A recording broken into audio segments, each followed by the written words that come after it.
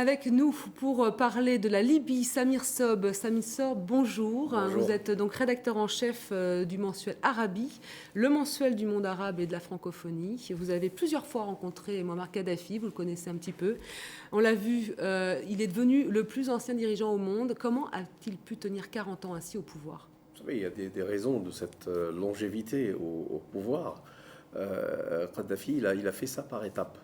Donc dès le début, il a, si vous voulez, écarté tous les partis politiques. Et là, c'est l'intelligence, je pense. C'est qu'il a remplacé par un équilibre au niveau des tribus. Donc là, c'est comme ça qu'il a pu tenir le pouvoir du point de vue politique et sécuritaire. La deuxième étape, il a commencé à créer son propre régime qu'on appelle régime jamaïrien, c'est-à-dire populaire.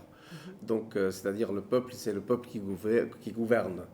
Donc, le pouvoir du peuple. Bon, il a créé à côté des organismes ou bien ce qu'on appelle les comités révolutionnaires et les comités populaires. Donc, c'est comme ça qu'il a pu encadrer tout. D'autant plus que c'est avec 5 millions d'habitants. Donc c'est facile à gérer, et s'il connaît que plus que la moitié de cette population, elle est intégrée dans le système même sécuritaire, politique et autres. Donc c'est la première chose qui a pu faire cette garantie au pouvoir. Donc la deuxième chose, et le plus importante, c'est le pétrole, les hydrocarbures. Donc on sait qu'il faut savoir une chose, que la Libye, elle a une superficie plus grande que l'Égypte, avec 5 millions d'habitants, avec des revenus pétroliers énormes. Comment est-il parvenu à devenir incontournable, mais au-delà de l'Afrique? Bon, incontournable, non, il n'est pas incontournable. Mais vous savez, Kadhafi, maintenant, il a échappé à l'étape la plus difficile. C'était avec les sanctions, etc. Ensuite, il faut parler du tournant. Pourquoi Kadhafi ça fait partie de cette longévité. Kadhafi, c'est un homme politique, donc il sait s'adapter. C'est pas comme on dit le bouillon colonel, etc. Le bouillon colonel ne reste pas 40 ans au pouvoir. C'est-à-dire il sait s'adapter aux circonstances. Donc il sait mesurer, il fait bien ses calculs. Ce que je veux dire, moi, ce tournant qui a été fait, donc ça fait partie de cette longévité.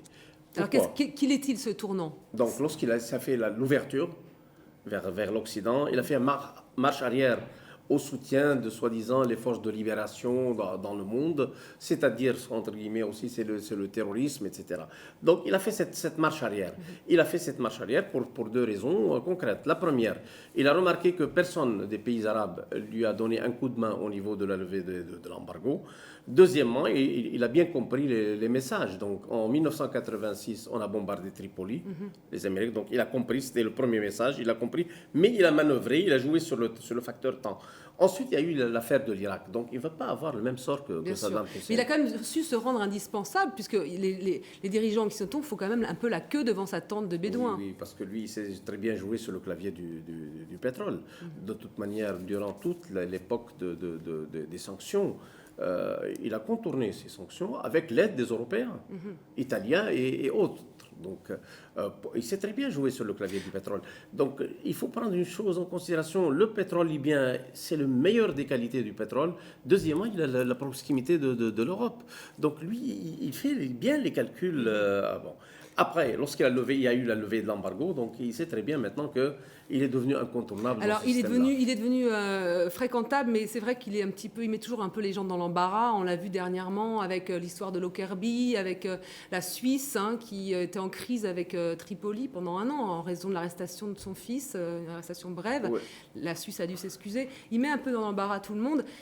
Il va arriver en septembre prochain, fin du mois de septembre prochain, à New York, à l'ONU. C'est la première fois qu'il va se rendre aux États-Unis, la première fois qu'il va parler à l'ONU. C'est un peu une consécration pour lui. Bien entendu, c'est la première fois qu'il met les pieds aux États-Unis. C'était un rêve tout le temps pour lui d'y être. Mais là, il va se prononcer de haut de la tribune de l'ONU. Ce qui est énorme pour Kadhafi. Et on va voir que ce n'est pas le même Kadhafi qui va se présenter. C'est un autre Kadhafi. C'est-à-dire que ce n'est pas un type qui va faire les mises en scène, les trucs, parce qu'il n'a pas besoin de ça. Maintenant, il veut montrer qu'il est un chef d'État. Respectable. Voilà, il est respectable, il est un chef d'État, etc. Donc, on l'a vu maintenant. Bon, ce qui s'était passé là il y a 2 jours, le mardi dernier à Tripoli, il y avait tout le monde. Hein. Il y avait des chefs d'État arabes qui étaient présents. Troisièmement, il y avait si les chefs d'État occidentaux, européens n'étaient pas là, mais ils avaient envoyé. Ils ont envoyé quand même. Leur délégation, leurs ministres, voilà, ils ont inauguré des projets communs. Donc je pense que Kadhafi, jusqu'à maintenant, il a réussi à s'adapter aux circonstances et aux changements. Ça fait partie de l'objectif. Mais le plus important maintenant, c'est qu'il y a un changement dans la mentalité au niveau des Libyens. Les Libyens, c'est plus que des gens qui donnent de l'argent et ça y est, on achète, on vend. Non. Donc il aura fort à faire à l'ONU. Enfin, disons, ça sera un pari pour lui. Son apparition à l'ONU dans un mois. Et s'il va réussir ce test, c'est fini. Kadhafi est dans le rang des chefs d'État et ensuite il peut jouer toujours de rôle d'intermédiaire, donc c'est ce qu'il fait en Afrique déjà. Samir Sob, merci d'avoir répondu à notre invitation. Merci beaucoup de vos explications. Merci. Je rappelle le titre de votre revue, magazine Arabie, que vous pouvez bien sûr trouver en kiosque. Merci beaucoup.